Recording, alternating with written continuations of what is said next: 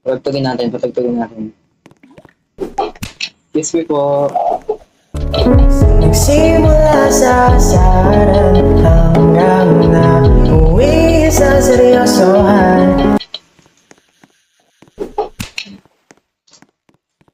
Saan natin? Change natin yung ano. Change natin yung tugtog.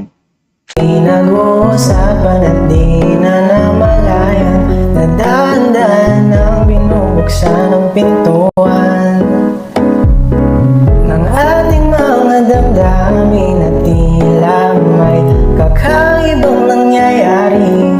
Di maipahiwatig ang ibig na sabihin.